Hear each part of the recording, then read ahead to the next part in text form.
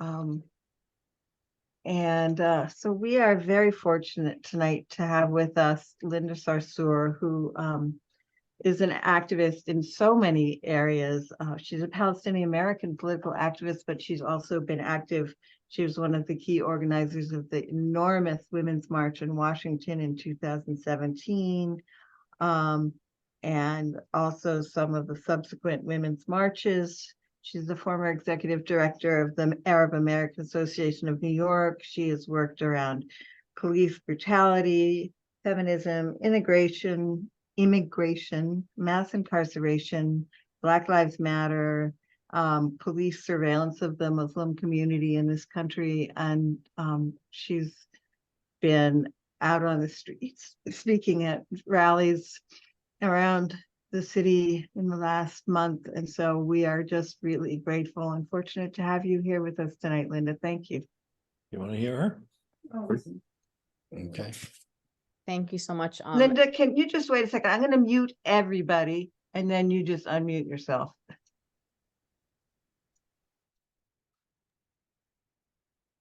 There we go.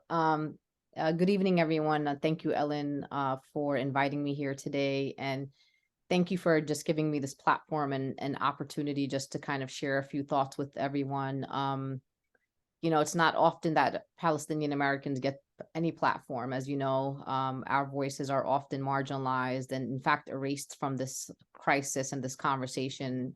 There's usually a lot of conversations about Palestinians without Palestinians. So I'm just deeply grateful to just be able to share space with all of you and also to share space with Elik. And so I'm looking forward to hearing Elik today and know a lot about his work in some of the most difficult times and spaces. I think you all know, I mean, I think I'm kind of preaching to the choir here, but I wanted to share, you know, some thoughts that I've been kind of grappling with, just living in a time where, as someone who has studied history and understands that there have been many moments of horror that have been inflicted on people around the world in different times. And we know that there has been many genocides that have happened that have taken the lives of millions of people. The one thing that I'd never imagined that I would be watching one happen through my iPhone. I mean, every time I open my phone or I'm on a computer, I'm literally watching it with my own eyes. And I think in the past, a lot of people separated themselves from the genocides that were happening because they didn't have direct access to them.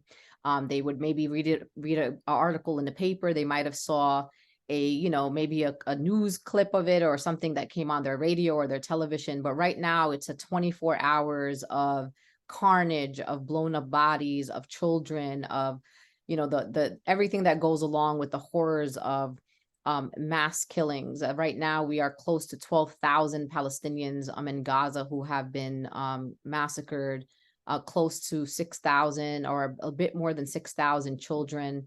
The numbers are not going to be accurate until after this war is over. And the reason being is that many of you know that in Gaza, they do not have the type of equipment to be able to remove particularly children from under the rubble in a timely fashion. So oftentimes those numbers will be adjusted after the war. You know, there's, watching the United States government's complicity in what's happening there is really what is the most troubling for me of this whole thing as an American. I mean, I, of course, am connected to what's happening there as a Palestinian. So I'm an organizer and an activist. And as Ellen shared, you show me where there's an injustice and I will be there. Immigration, I'm at the border. If there's a young Black man or woman killed by police, I will be in Ferguson, I will be in Oakland, I will be in Atlanta. That is just the nature of the person that I am. And it's always been who I am for the last almost 25 years.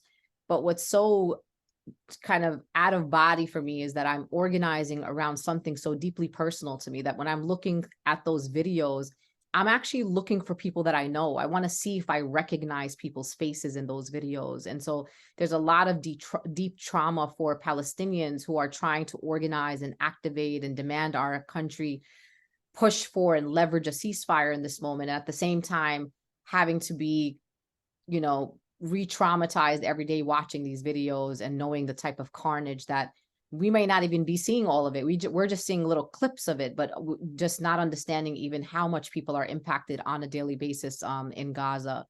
You know, I was watching some clips of children who were playing in the rain.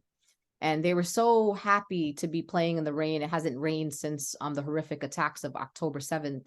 And, you know, the Israeli government has used white phosphorus. And what these children don't understand, as they were catching water in these buckets because they haven't had access to ample amounts of water, and they're licking the water and they're opening their mouths. And what people have been explaining, and some of the doctors have been explaining, is that that rain could be toxic. It could actually harm those children.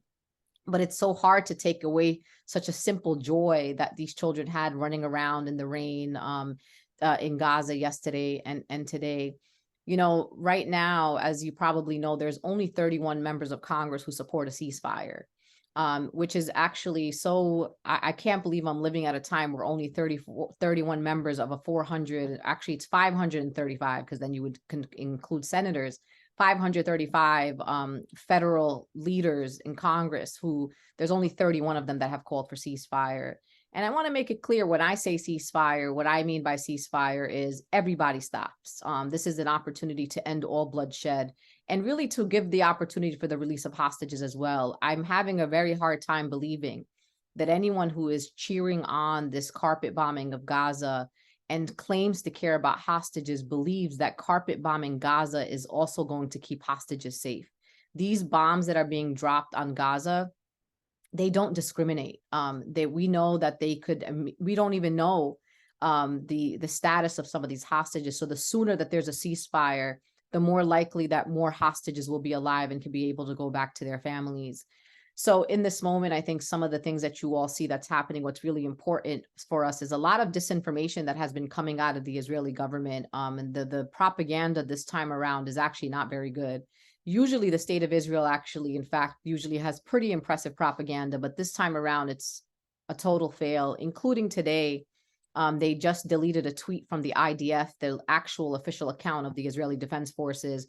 They tweeted a video of a soldier that said, we're going to take this video in one shot so that basically, and it will not be edited. And then, of course, the beauty of the internet and the you know, what they call forensics technologists that are on the internet obviously check the video, and of course it's edited, and the Israeli Defense Forces actually deleted the video. And I think that's not in defense of a militant group or trying, which, as you know, people claim that when you are you know, pushing back on the disinformation of the Israeli government, that might mean that you are in fact defending a militant group. I think it's important that the Israeli government is not engaging in any restraint, no respect for international human rights. They are not within the guidelines of war. They have killed, you know, again, 12,000 civilians. Just so you all know, Washington Post put out a graphic today that said 1 out of every 200 Palestinians in Gaza has been killed. And I just want people to sit with that for a minute. 1 out of 200 Palestinians in Gaza has been killed.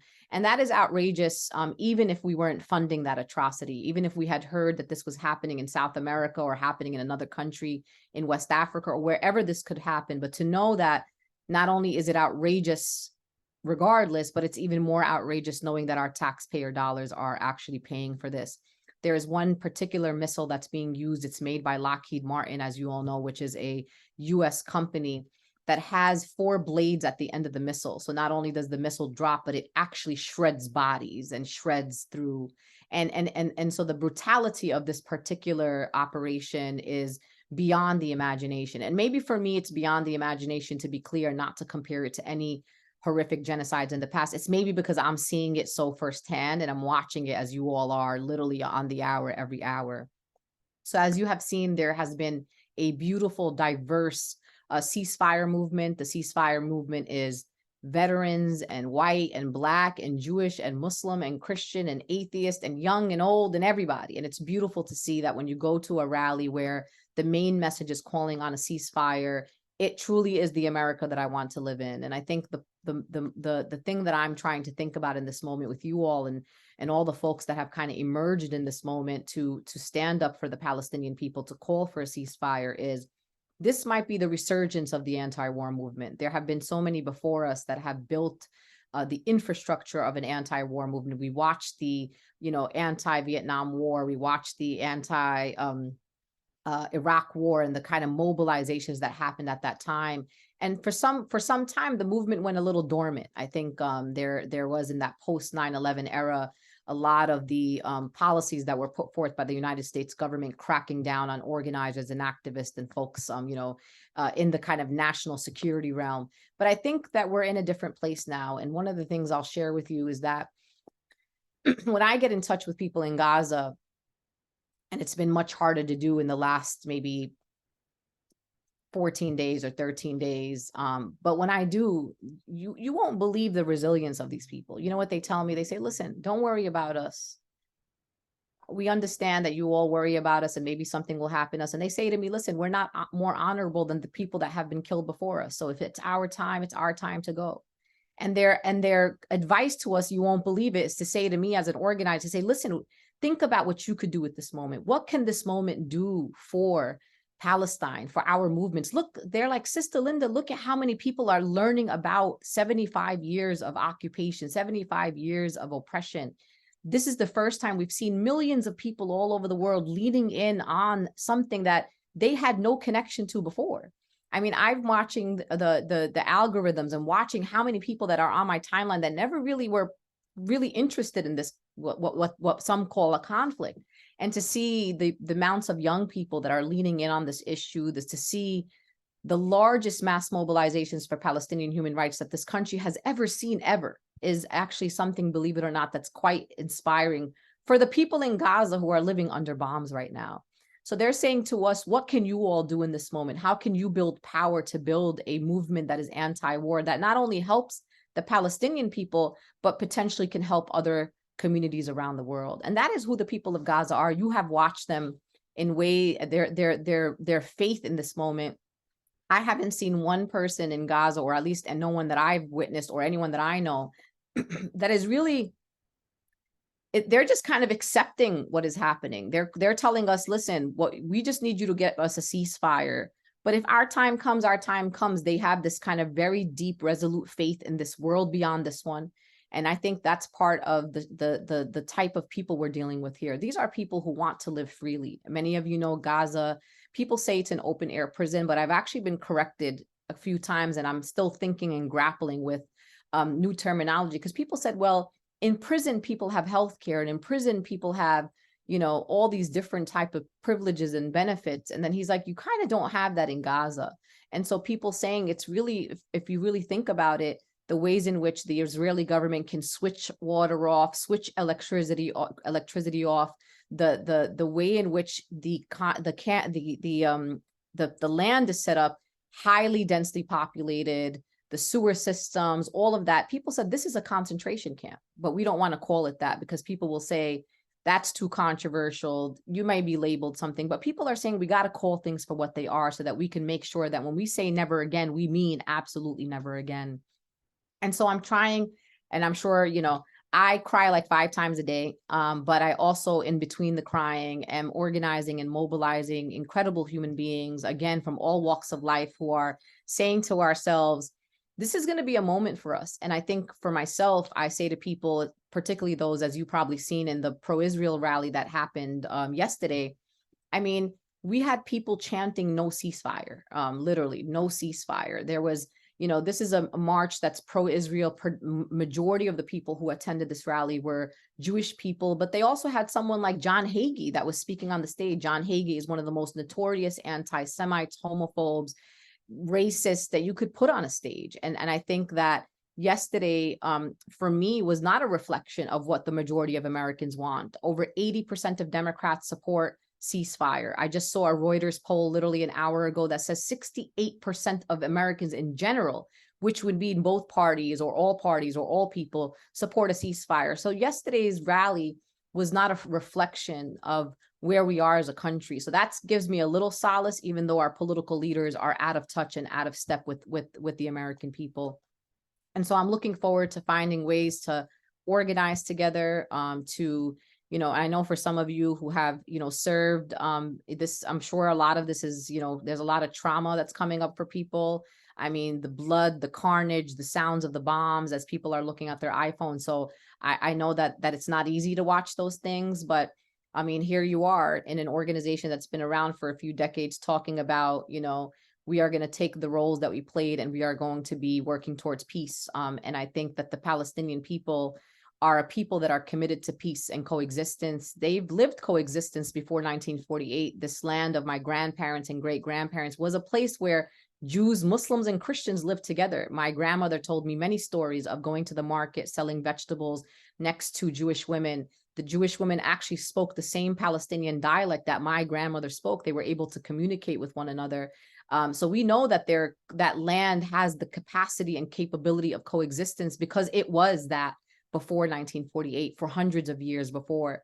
I want you all to know that the Palestinian people do not deny the Jewish ties to the land because the Jews lived there with our great-great-great-grandparents. And I think what the Palestinian people are saying is that you cannot call us to a table of peace if there is no justice. And I think we are all people that should be committed to a pathway towards justice. And then when there is justice in place, and that includes ending the military occupation of the West Bank, that includes lifting the blockade on Gaza, and the opportunity for the Palestinian people to self-determination, to self-determine how they will govern themselves, and the state of Israel reconciling how there can be a two-state solution with over almost 1 million settlers that live within the West Bank. And so I think that many Palestinians in Palestine will tell you we cannot have a two-state solution without dismantling settlements, which I think has been generally a bipartisan position of the United States government, understanding that settlements have been really an obstacle towards any negotiation towards peace. So I'm just here to say to all of you that I appreciate your work, the tradition of Veterans for Peace, and the many offshoots of groups that have come out of this kind of ideology of just walking in this pathway, believing and still believing that in such a horrible world that we live in, that there is still potential for peace. So thank you so much for having me here.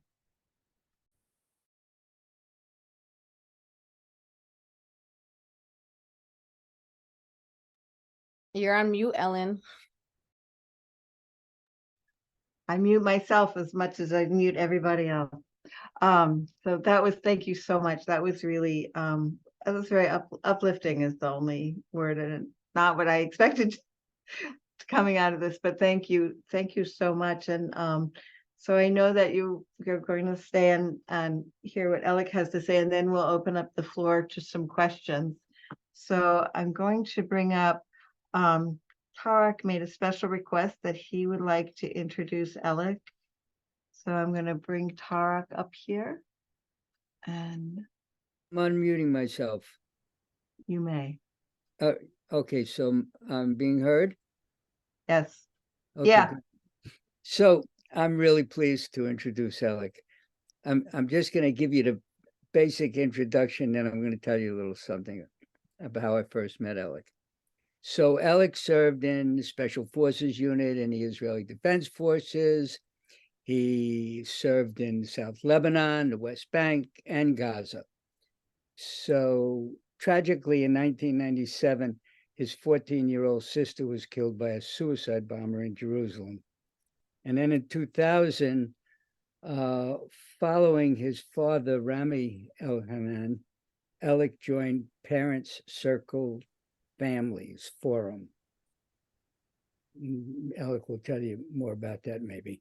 And he's also a military refuser. He joined Courage to Refuse in 2002, and then in 2005 was a co-founder of the Israeli-Palestinian group Combatants for Peace, which we all know about, and maybe Elik will talk a little bit about that too. So he was the Israeli director in 2006 and 2007. In 2012, Elik participated in the attempt at a Swedish boat, SV Estelle, to break the Israeli blockade of Gaza. That didn't go so incredibly well, thanks to the Israelis. Anyway, he's currently the Secretary-Treasurer of American Friends of Combatants for Peace. He received his PhD in Middle East Studies from Columbia University and teaches at CCNY. Elik and his wife, Danielle, live in Brooklyn and are members of Veterans for Peace. Okay, so I just want to tell you how I met Elik the first time I saw Elik. And I'm not sure where it was, but I remember distinctly the event, very distinctly. He was speaking. I think it was at Judson Church, but I'm not sure. My St. memory. Mark's. Well, St. Mark's. Okay, it was at St. Mark's. So I remember the inside, what it all looked like. So he was speaking with Jonathan Shapiro and Bassam. What's Bassam's last name again? Alamin.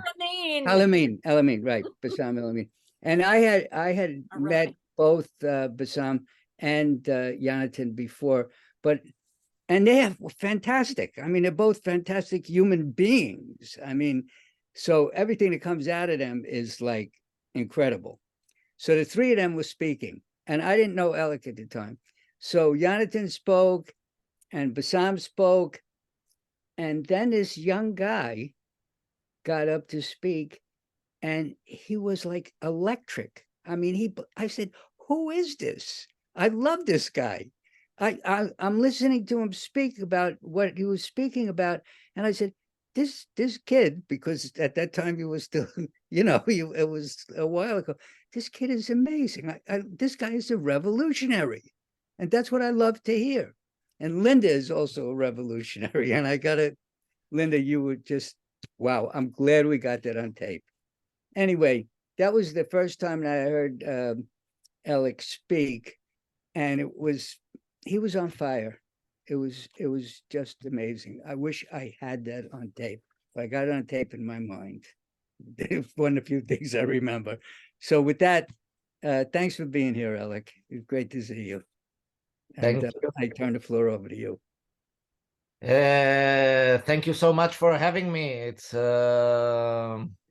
wait, I want to see who I'm talking to. It's a pleasure and an honor to be here. Thank you. I mean, it's an honor to speak after Linda. Thank you very much for your words and really for bringing up the resilience and the spirit of the people of Gaza. I mean, it is well known, but anyone who came in contact or in touch with this population is forever marked by the generosity and the courage they display. And I think this is something to say, and this is something to remember, because it does, let's say, promise us a day after everything that is going on. I mean, this is a friendly crowd and a crowd of friends, so I do permit myself. It is very, very hard to talk about these things at this moment. The past month or so have been horrific, monstrous, with non-stop blows and tragedies from every direction. My own family is from Kibbutz Be'eri, one of the kibbutzim that was attacked. Thankfully, they were not hurt, but we did spend 30 hours with them on the phone during the attack, sharing in the terror, and which, I mean, I will get to that, which for me immediately connected for that time that I was on the phone with one of the members of the boat in 2014, during the Gaza massacre in 2014. I spent with a friend 7 or 8 hours on the phone with a friend who volunteered in Shifa Hospital that was bombed. At that moment, we were certain that he would die, and that we are just there to hear and pass on his last words. And this kind of dissonance, cognitive dissonance of having both these tragedies, both these traumas in mind constantly, is definitely what marked for me and people like me for my friends this past month. I mean, a large number of peace activists were murdered during the attacks of October 7th. Just 2 days ago, Vivian Silver, much beloved and very important peace activist was identified, and I mean the director of I mean, the numbers are, we can go story by story, but so many people who are close and dear. And at the same time, as you hear about their tragedy, and this was from the first hours of October 7th, you also know what horrors and how much death will be unleashed on Gaza. And you know, or at least we know, because we've been in this game for so many years, that this has nothing to do. This is punishment, this is revenge, and this is covering the shame of the Israeli government. This is why the Palestinians there are dying now. It's not strategic, there's no new Middle East, there's no day after, there's no attempt to get to the hostages. It's merely revenge and to cover up humiliation. And this is why so many innocent people are being sacrificed. And somehow you need to hold this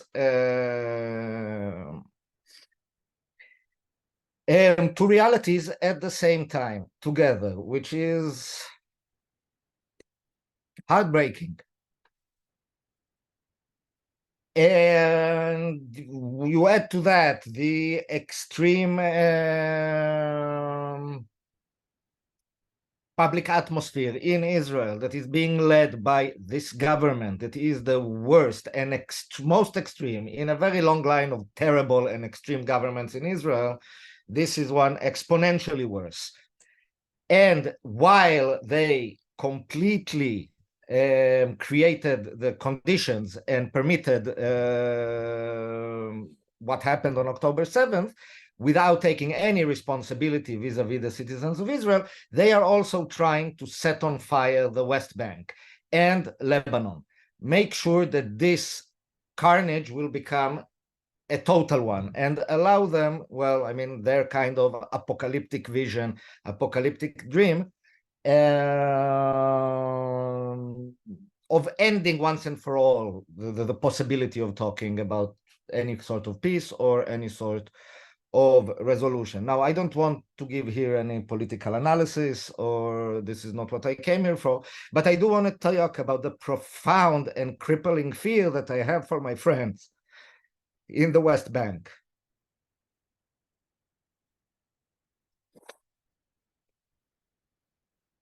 Of course, the Palestinians, but also the Israelis who are standing with them there in solidarity.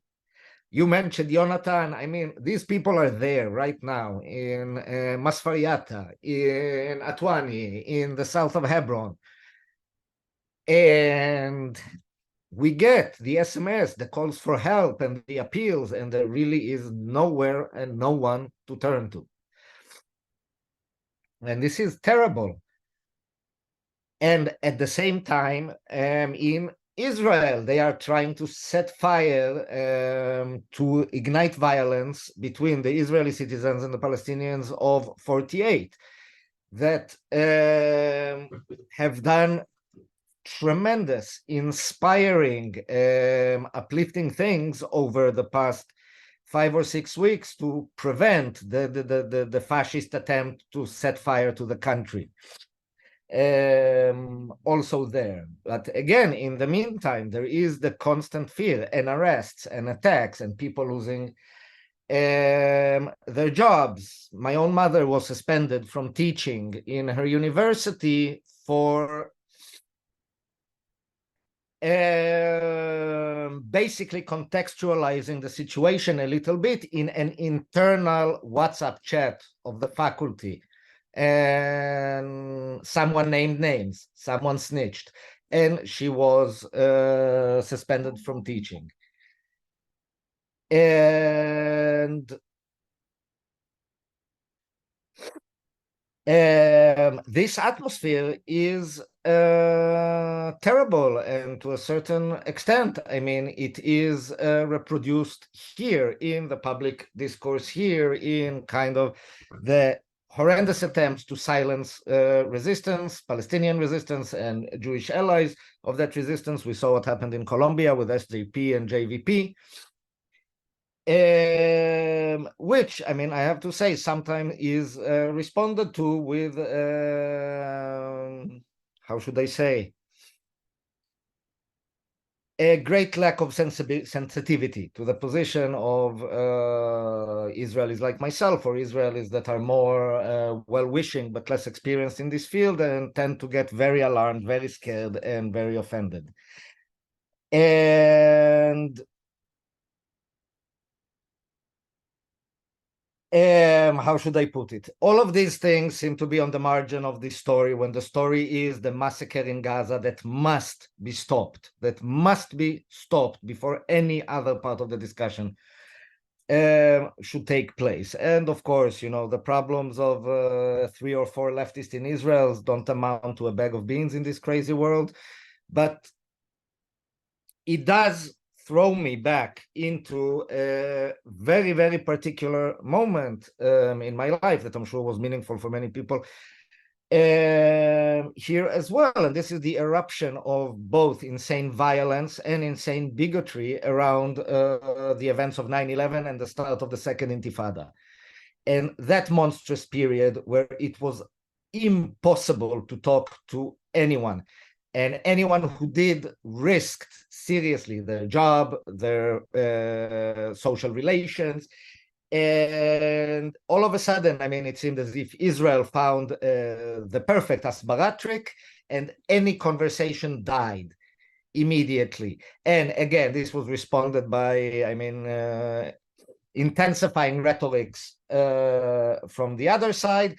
And often you were in the middle. I don't know if anyone here remembers that John Oliver sketch. You were in the middle between these two shouting matches.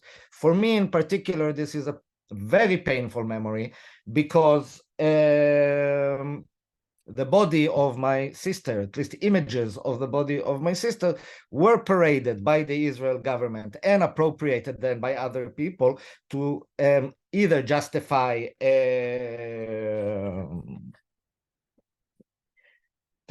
the apartheid wall and to justify other actions of the Israeli army, which was, I mean, and I mean, I can't tell you the impact of this type of behavior, the manner in which it traumatizes and re-traumatizes and re-traumatizes again. And in a certain sense, I mean, the moment of insanity that we're dropping into right now definitely brought back memories of those days. But it also brought the memory of how we dealt with those days. And we dealt with those days by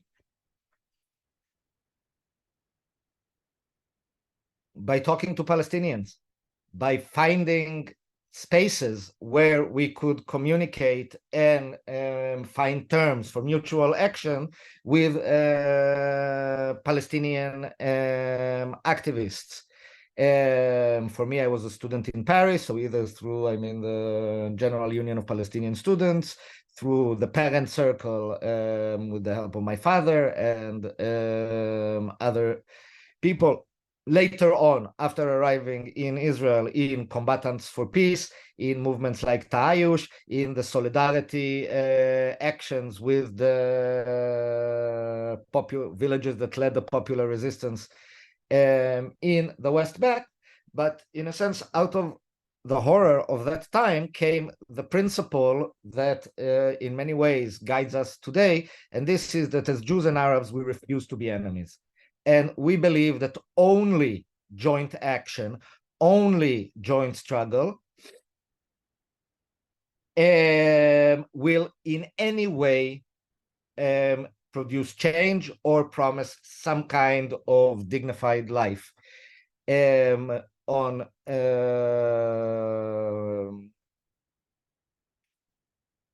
that land. And in a sense, I mean, I have to say, even in this horrible moment, I haven't changed my mind. Since then, I believe that this is the only way to go. This is the only way to change. The people who live there. They won't go away. They won't disappear. Never mind how many fantasies the Israeli government and others may have. And they must learn to live together. This is something that in this moment and in this temperament is impossible almost to say, can be very risky to say in Israel, but we say it. And surprisingly enough, a large number of the families of the hostages that are constantly kept away from television, that are barred from public appearances, say exactly that. There is no military solution. There is no day after. This is our lives. We need to take charge of them, and we need to do it together. Now, I'm not naive in any way, and I do know, well, all the theories and all the explanations why this can't happen, and I mean, we know we don't wield that type of political power at the moment. But what we do, and what we can do, and what we do in our actions, in the parent circle, where people who've lost the most speak to one another, in combatants for peace, where people who did unspeakable things to one another can speak, in Omdim Beyachad, that standing together, the Jewish Palestinian Israel organization in Israel that stands against the violence against Palestinians, but against any form of social injustice in Israel, we can mark a horizon, we can mark a hope, we can mark a direction where we need to go.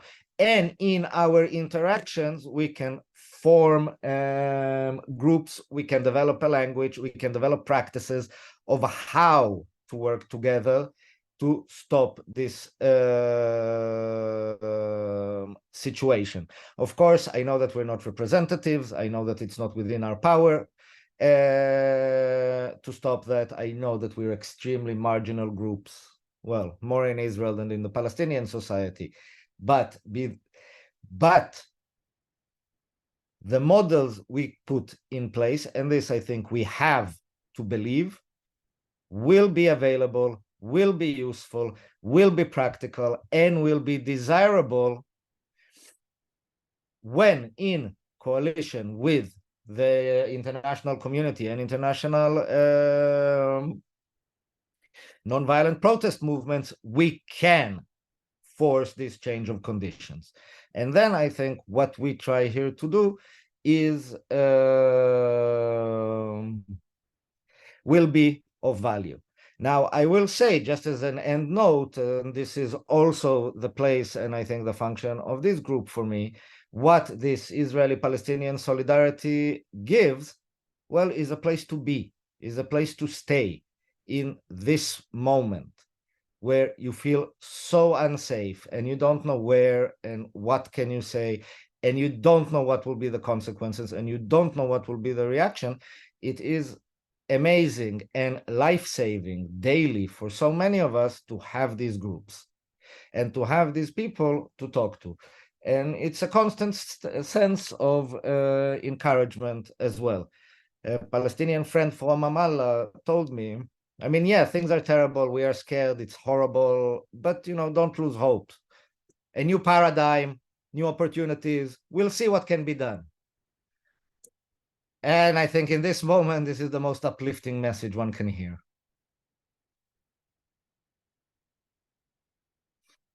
Thank you.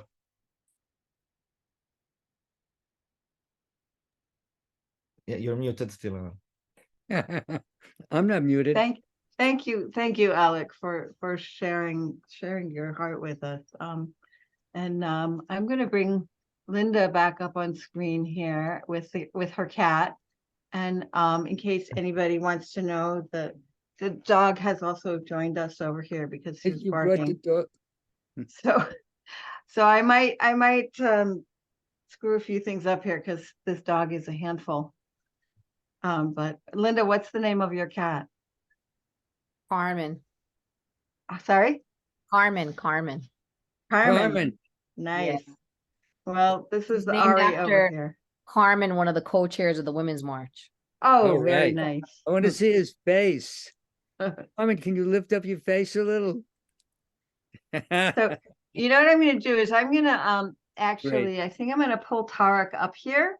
And I'm gonna let Tarek kind of MC the discussion and Q&A.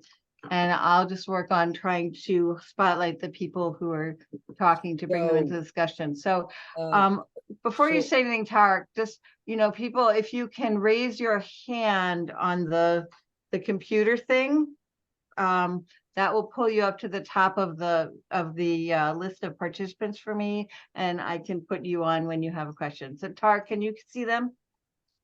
You see right now there's a hand up, look at the top row. I can see the top row. I can see. Okay, well, the people who raise their hands will be up on the top row. So Oh, they will. Yeah. Okay. okay, I see Jim's hand up. yeah. Jim. So Go ahead, Jim. Yeah, hi, Tarek. Hi, Linda and Elik. I was wondering if you all had reached out. I saw there was these two teenage girls out in Teaneck who decided, both one's Jewish, one's Muslim. They decided, to hell with all you adults.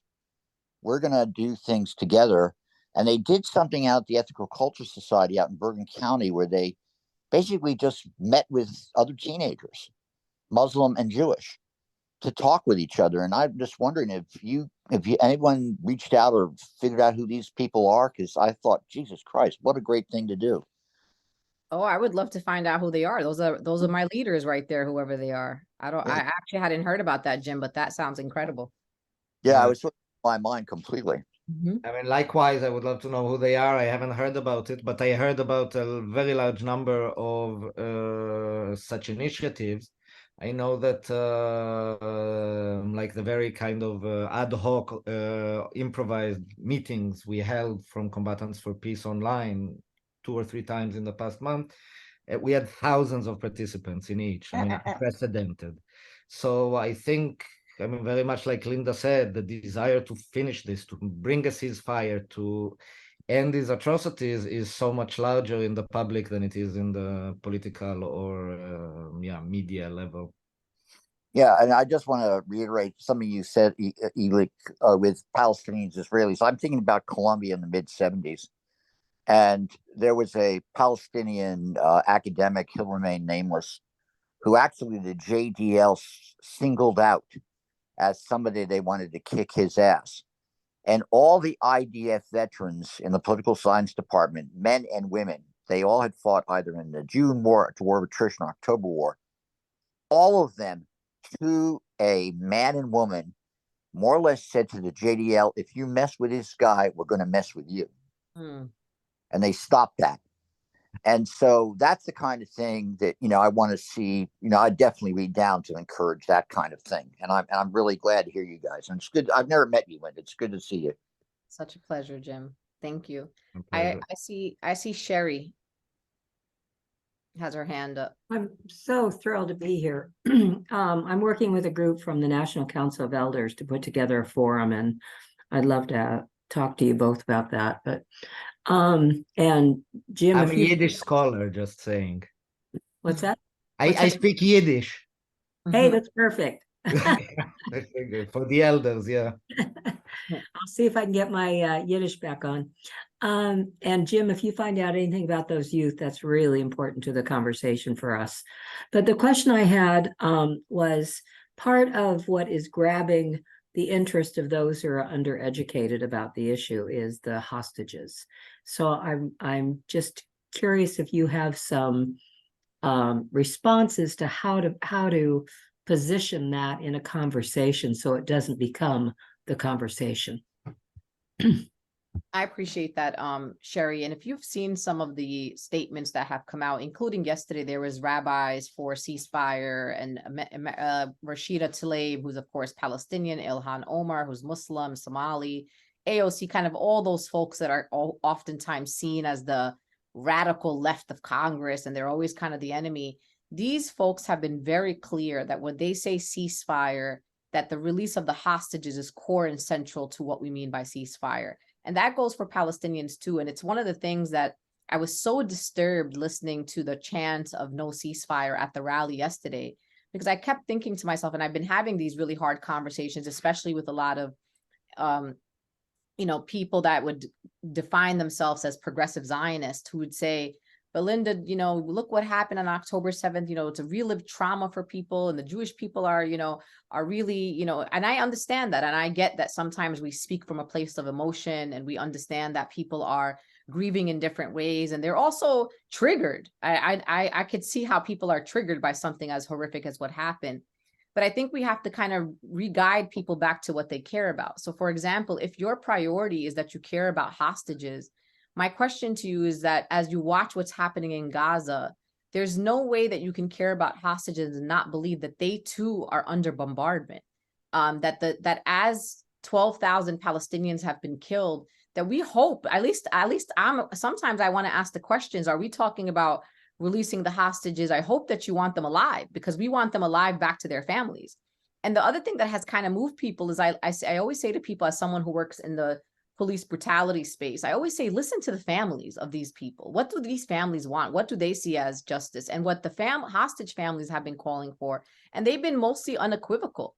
They are saying, listen, Benjamin Netanyahu, do not use our family members as a political pawn.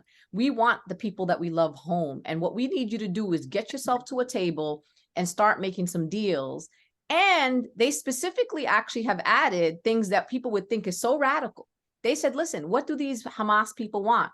They want, what is it? Prisoner swaps? Swap our people. Give them, let's make a deal here. And so I've been actually really inspired by, like, immediately on October 8th, I don't know if you remember this, one of the brothers of one of the young men that was killed at the music festival, when your brother dies, you're grieving, you might be feeling rage, you might be like, I'm gonna go get whoever did this to my brother. And the man was on television saying, killing people is not going to resurrect my brother. So don't do that in the honor of that's not who my brother was. My brother was a young man who loved life. He was a young man who enjoyed his family, joy. I mean, the beautiful ways that people were describing their family members. And now it's the Israeli government is claiming these 12,000 people have been killed as retaliation for these 1,200 people that have been killed. So I actually have seen conversations really move in a different direction, especially when they hear you say it, vocalize it. Because I think people, when they hear ceasefire, they think that's some code language for being pro-Palestinian. And I'm like, what if ceasefire just means ceasefire? What if that just means end violence? How about that? And you really, technically, Israel is more in the power dynamic. Obviously, Israel is more in the responsibility place of a ceasefire. I mean, they're the ones dropping almost 2 nuclear bombs on Gaza, but it would require everybody stop violence. And that would also require Hamas coming to the table and agreeing to, and I believe that from what I've read from both Israeli media and, from the Arab world media that I watched, that there has been a few offers that unfortunately the Netanyahu administration has rejected. That has the U.S. I have very little to add. I mean, yeah, everything Linda said. One other thing, I would stress, I mean, there are the rabbinical and religious sources. There's actually quite a serious debate going on about that comes to the actually a long overdue debate, but comes to the core of the definition of Judaism, where there are those who would say it's the utmost duty to redeem the hostages right now. And anyone who doesn't do anything they can to do it this instant is as if taking a life. And you have those who say, no, these are victims. These are victims for the greater land of Israel. And I think siding with one side of this debate and making use of it could be very useful. The other thing I wanted to say, and this is very important, and this is, I mean, when you contextualize the situation, you need to fully contextualize the situation. How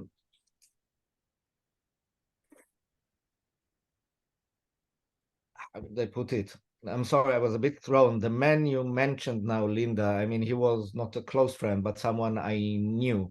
Chaim Katzman, a very important scholar. He was the treasurer of the organization Academic for Equality. Today, actually, his piece, Zionism and its Jewish Critique, was published posthumously. So, I mean, I think making use of these people and these families in order to promote and support what they believed in life, and is a good thing to do, and not let their memory be tarnished by this government is a wonderful thing to do.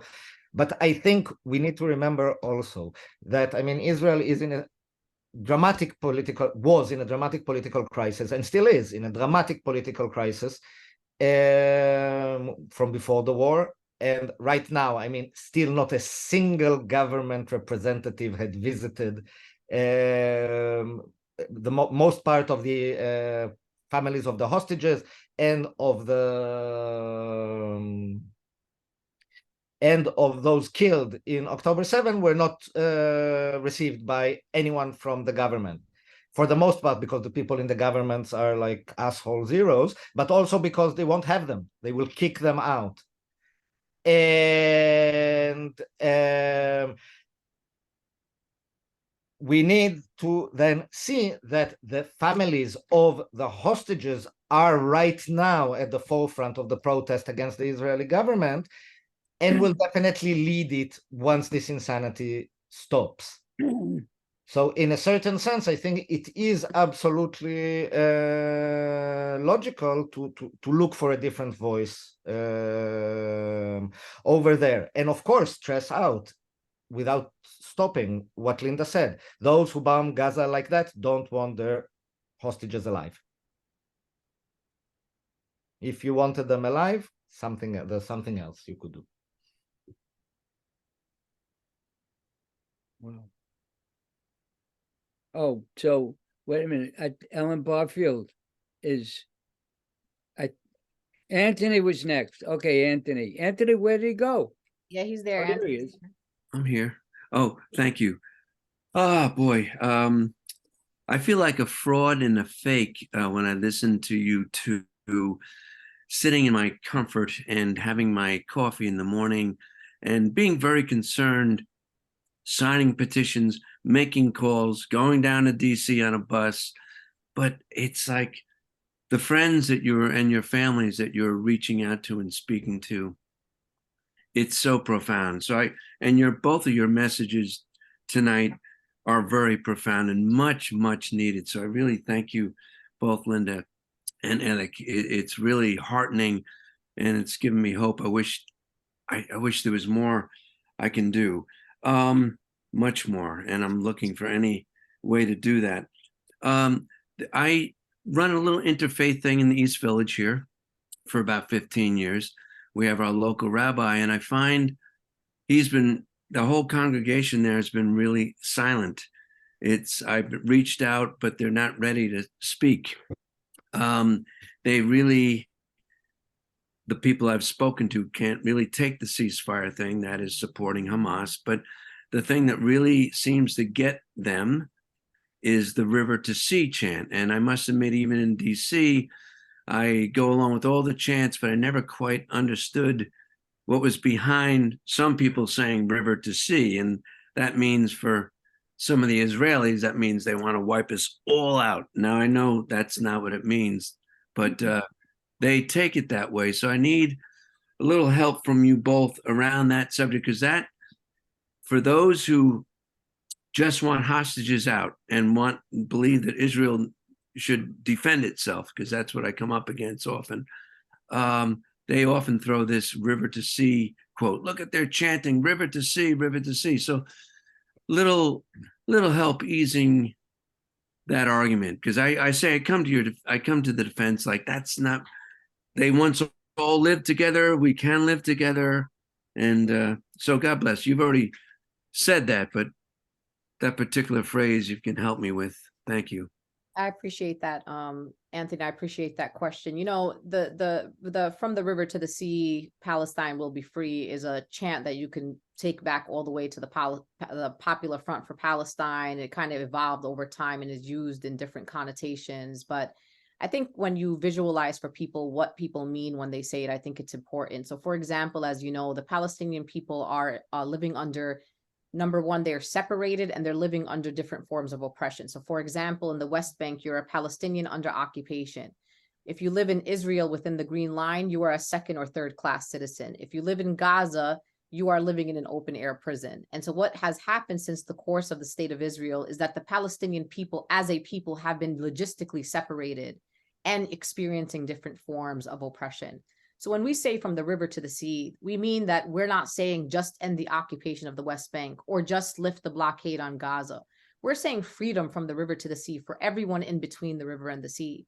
And I think one of the things that oftentimes some very right-wing Zionists are pushing is that it is they that do not believe in the existence of the Palestinian people, and it is they that are denying the rights and unequivocal human rights of the Palestinian people. I've been to Palestine, I'm 43 years old, I've been there like 25 times. I have never heard, not someone from my family or people in the communities that I live there, in the villages that I'm from, what people believe is in this idea of coexistence. Can there be one man, one vote? Because people have also lost hope in the two-state solution. They don't see it logistically impossible. There's no way to explain to Americans that, God forbid, one day another nation came and occupied us. And then we said to the people, here's what we're going to do. New York and California are going to become one state. I mean, it's ludicrous. Like, there's no way to explain it in a way that makes any sense. And it doesn't make sense to the Palestinian people. When I explain it to people who don't really think about it in that way, they're like, well, I guess how is it possible that two separate pieces of land or strips of land are going to be one nation and there's no way to get from one to the other? And and the other thing that I'll say, Anthony, let's just say that, right now there's an active genocide that's happening. These young people, you see them, they're young people. They're saying from the river to the sea, they're passionate.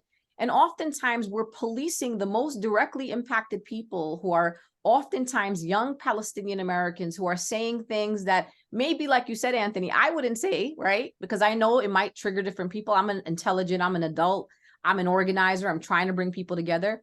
But I also sometimes say to people, can there be grace in this moment? Can we give people grace? I mean, these young people are watching their people who look just like them, who have the same names as them, that look like their little brothers and sisters, being blown to bits. So let them say from the river to the sea, Palestine will be free. I think sometimes we have to meet people where they're at and say, look, I went, yesterday at the pro-Israel rally, there were people that had signs up that said, Israel finished the job, flatten Gaza. The argument that would be made, Anthony, on the other side would be to say, well, don't judge everybody by the 15 signs that you saw there, or maybe by the 10,000 people of the 100,000 that were saying no ceasefire. And I ask people to apply that same grace to the protests that we're at. Sometimes young people, sometimes I'll see a sign that I get the point that people are trying to make, but sometimes it's just not in good taste. So, for example, trying to equate Israel with like a swastika, right? That's very triggering for people. I understand the point you're trying to make here, but it's not in good taste, at least in my opinion. And you would never find me carrying a sign like that. That's but beautiful. I also try to understand where people are coming from. Where does that come from? And so I just say to people, can we have grace for people who are watching an active genocide? Can we see the rage in these young people? They say sticks and stones may break my bones, but words will never hurt me. And I challenge people with that. Sometimes, Anthony, we got to challenge our people just a little bit. And so for me, I believe, and there's a beautiful article from Yusuf Munayir in the Jewish Currents that kind of explains the meaning, the connotation of from the river to the sea, Palestine will be free. But we also have to remember, Anthony, that I'm sure some Hamas guy might have said it at one time. I don't know. You know what I mean? Like, it's like, I don't own the words. Somebody that you might not agree with might say the same things. And we also say that in, when I think about the United States, I don't know if you remember growing up, we used to sing from sea to shining sea, stealing indigenous land. Like the Israeli Likud party has a similar kind of from the river to the sea as well. So I just say to people, it's a little more complicated than just they want the Jews in the sea conversation, which, I mean, it's been 75 years and the Palestinian people are tired. They just want to live and coexist and thrive. God bless. Thank you. Yeah. If I can say, Linda just mentioned it, but here is the symbol of the Likud party. As you can see, it extends way beyond the river.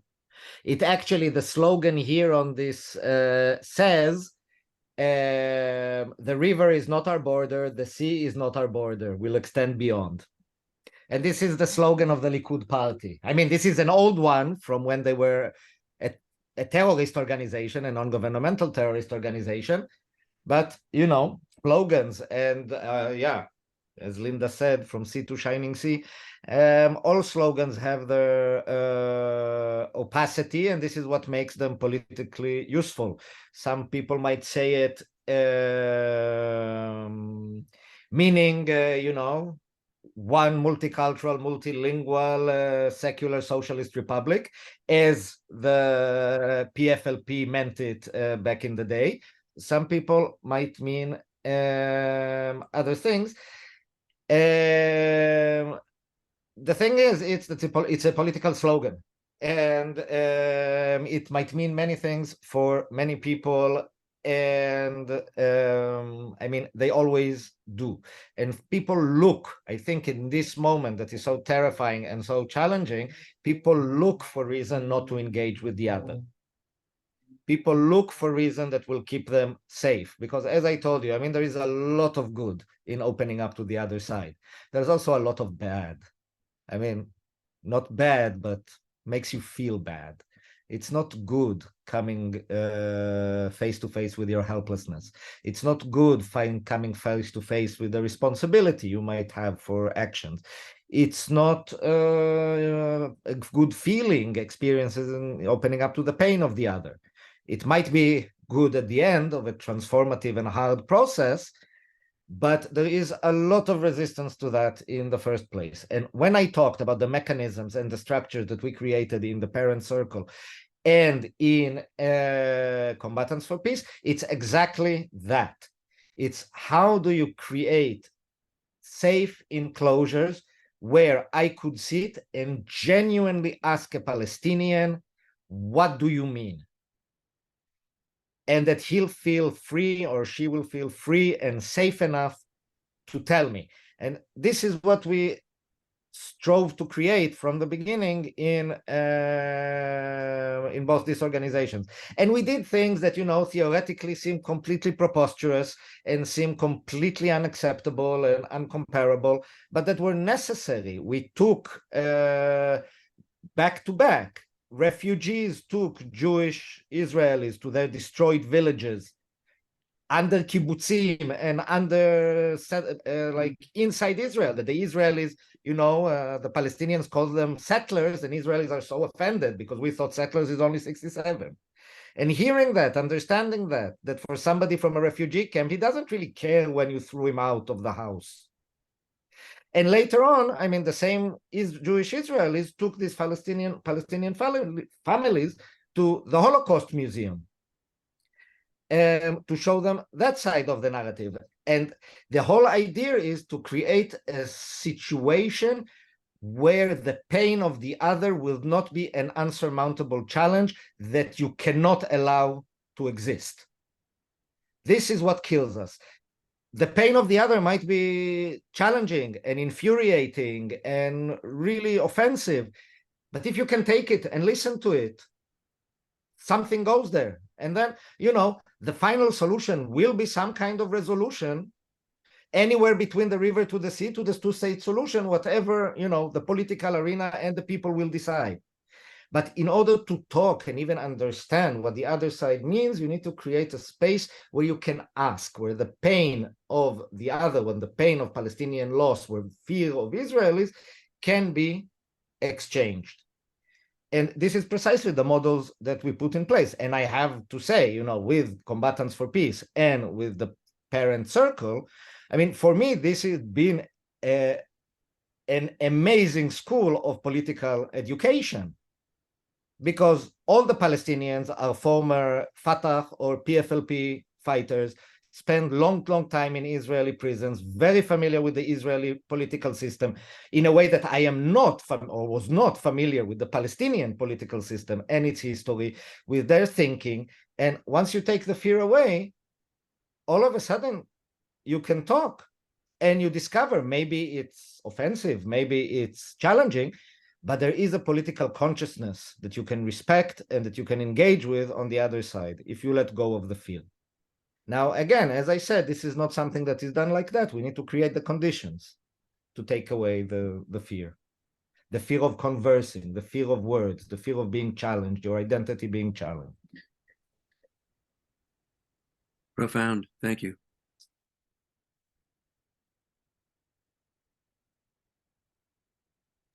I think it's you, Ellen.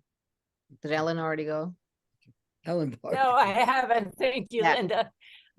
So many things to try to squeeze in relatively briefly.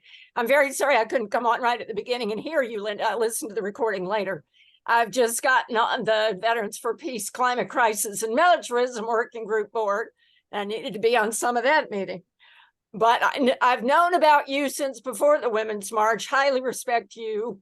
Really respect New York VFP for having you, and look forward to listening.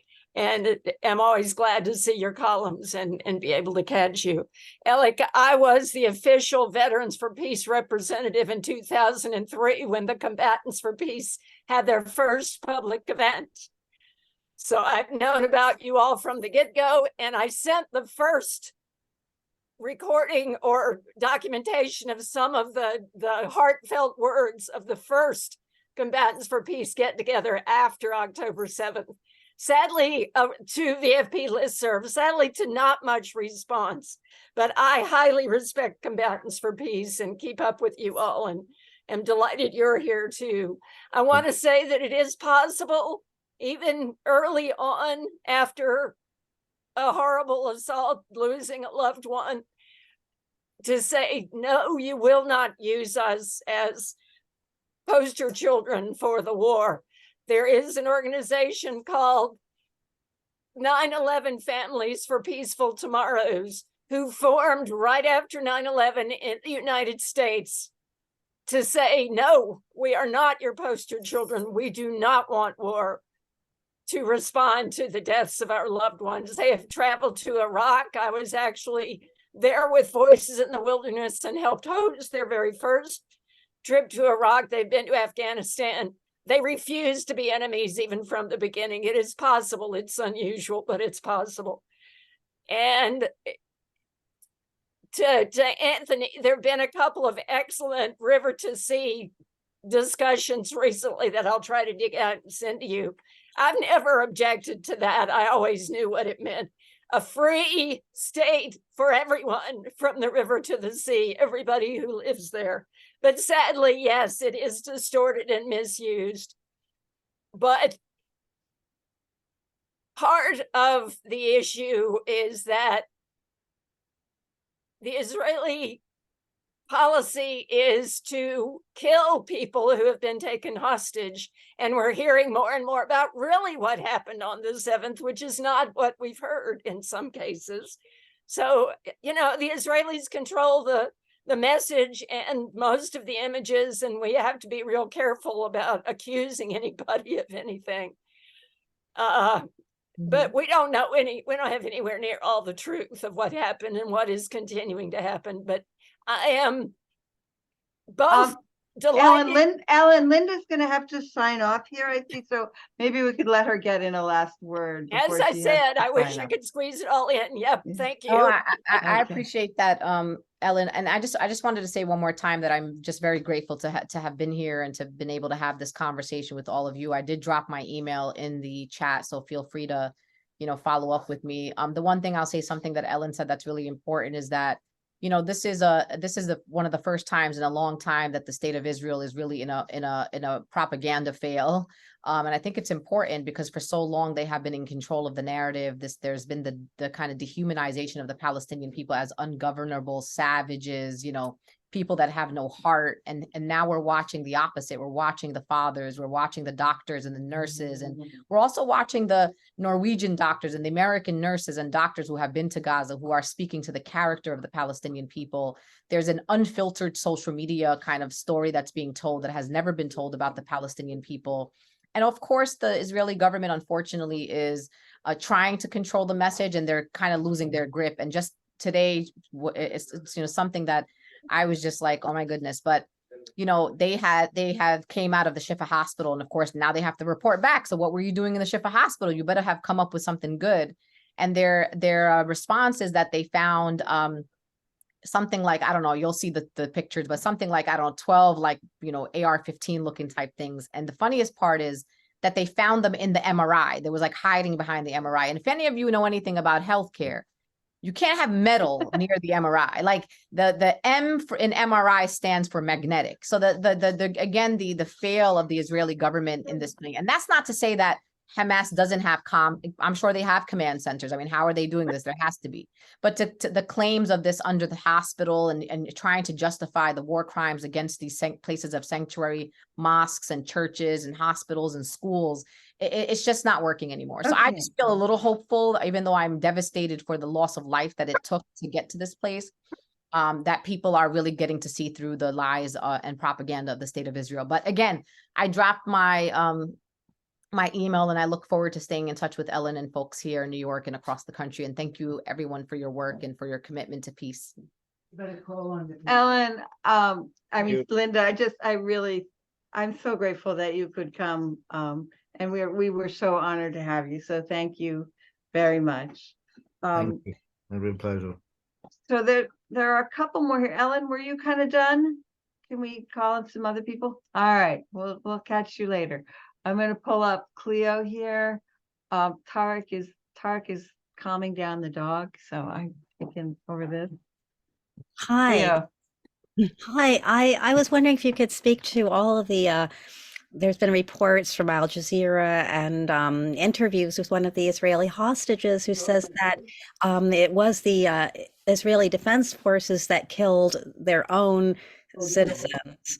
And I mentioned the interview with this particular woman keeps disappearing, and then people keep putting it back online, and it gets taken off and put it back online. But I would think that this would change the entire conversation if it's not Hamas who killed people, but the Israeli Defense Forces who killed their own citizens. And I also read, I just want to add that I read that Israel passed a law recently that it is okay for the IDF to kill their own civilians.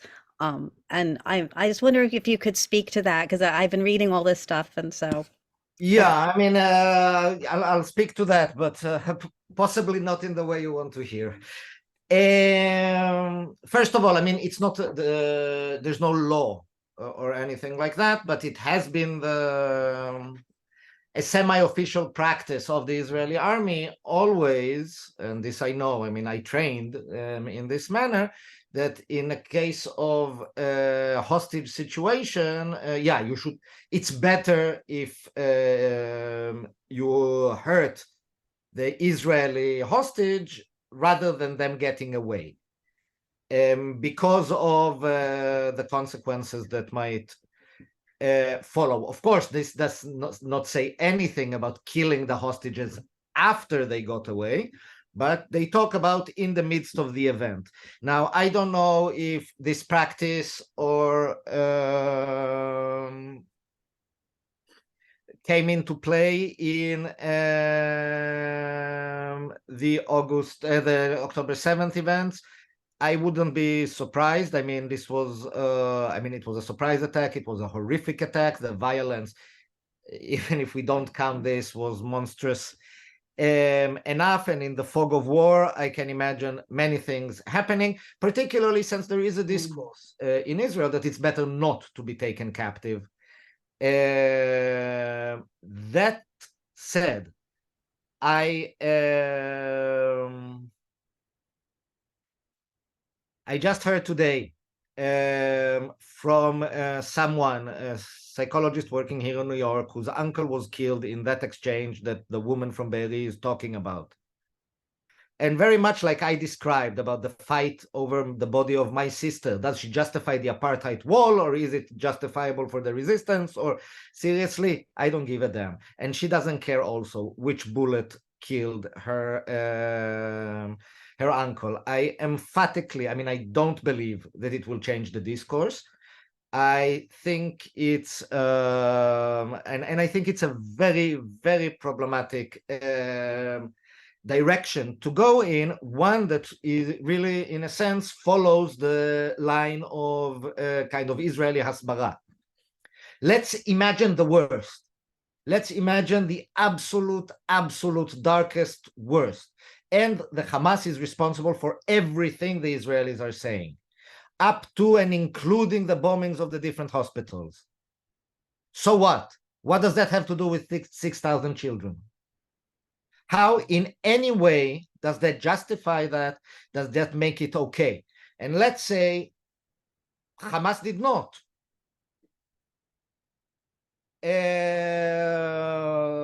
Do that. Hamas is pure. Hamas is, how is that in any way absolving the violence that took place on October 7th?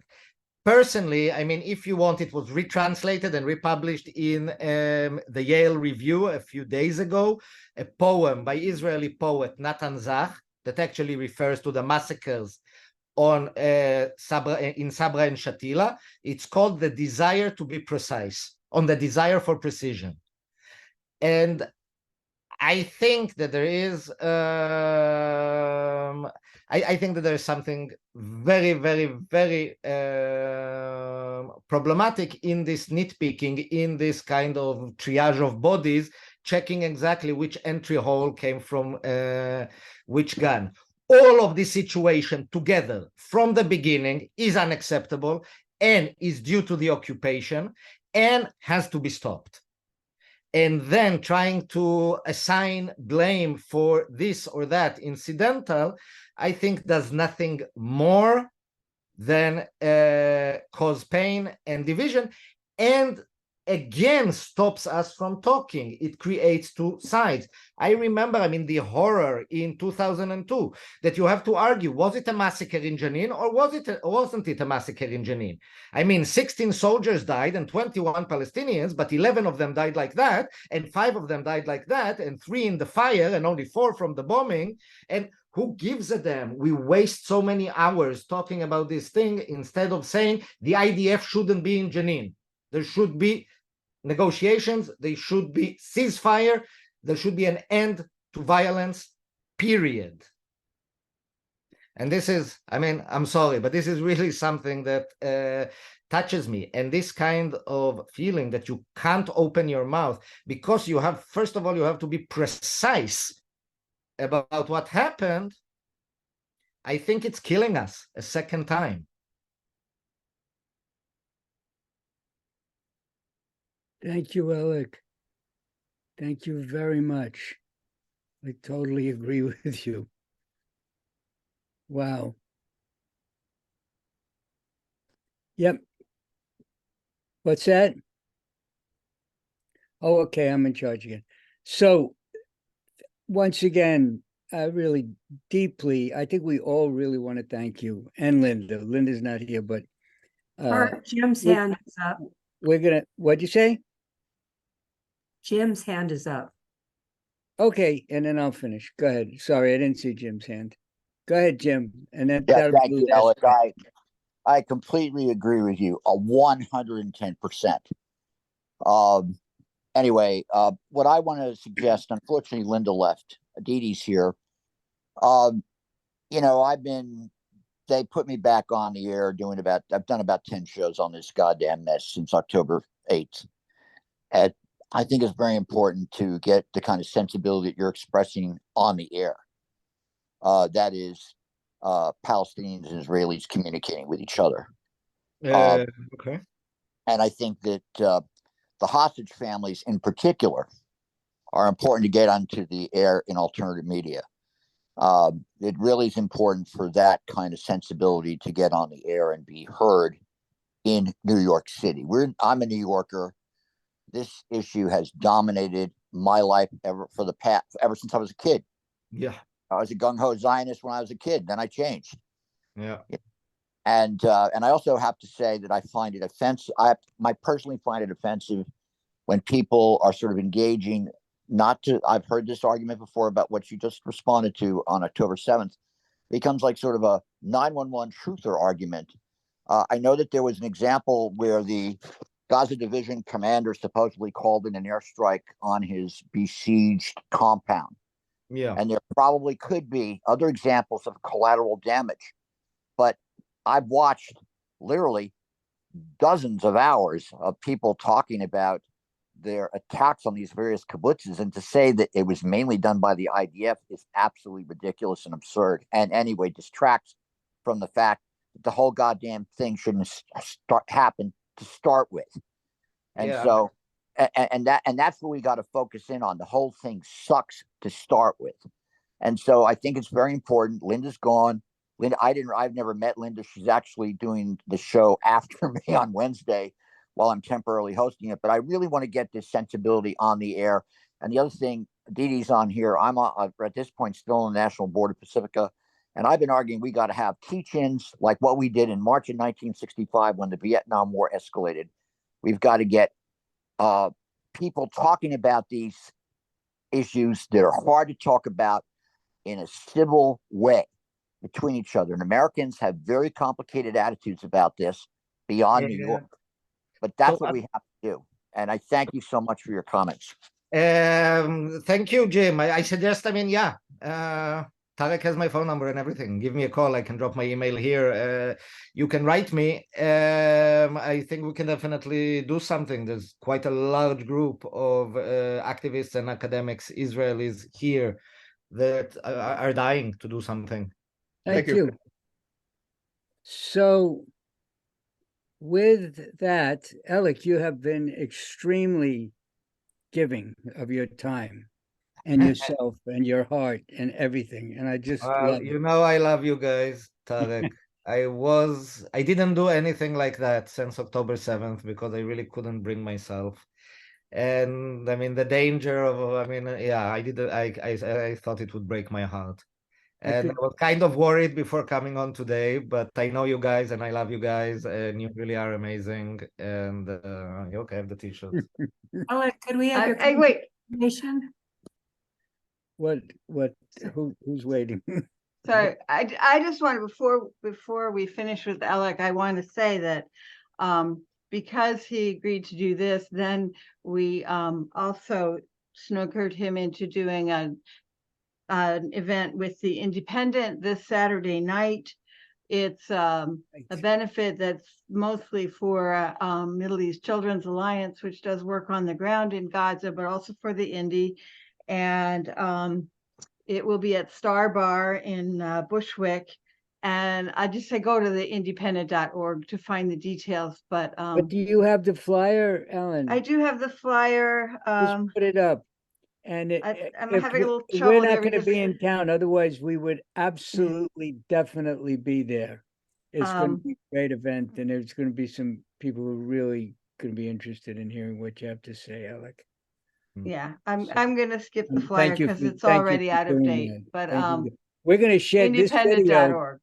This video, up to the point where, in the questions, is going to be shared widely. Going to be mandatory watching. VFP. It was good. It was very, very good. So thank you guys so much. But Elik, mostly I want to thank you for the way you opened up your heart. It was thank you. It was very powerful, and I know it couldn't have been easy. And just thank you. Thank you for inviting me anytime. All right. Talk to you soon.